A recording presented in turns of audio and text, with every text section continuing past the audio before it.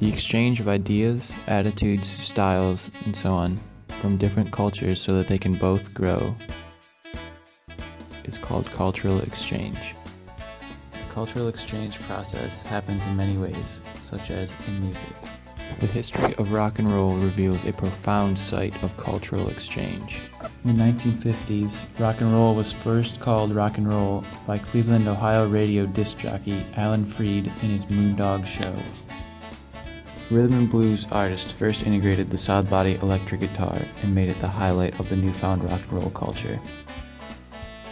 The first rock and roll single to reach number one in the nationwide pop charts was in 1955 with Bill Haley's Rock Around the Clock. By 1959, rock and roll records accounted for 43% of all records sold.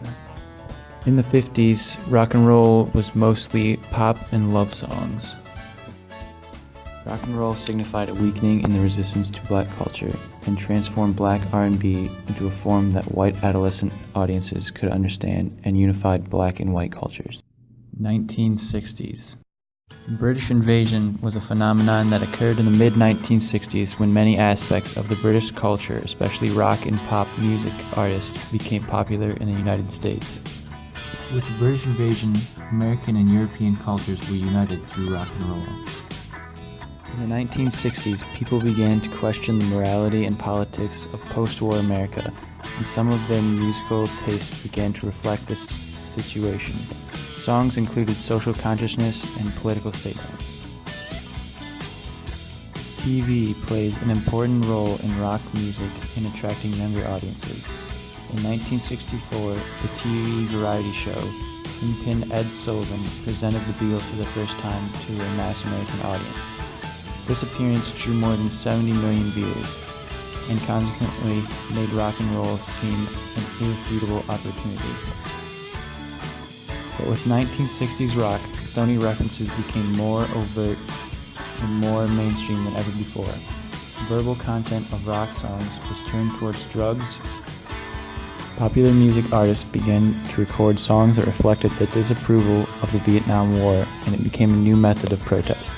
In 1969, John Lennon, an ex-band member of the popular rock group The Beatles, recorded a song called Give Peace a Chance in verbal protest of the Vietnam War. Many 50s R&B artists went on to form a new genre of rock in the 60s called garage rock. In the 1970s, the 60s psychedelic rock led to the development of hard rock, progressive rock, and heavy metal.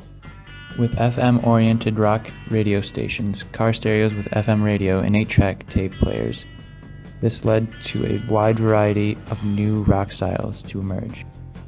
Punk rock, a throwback to the 60s garage rock, emerges in the late 70s as a reaction to arena rock, progressive rock, and disco.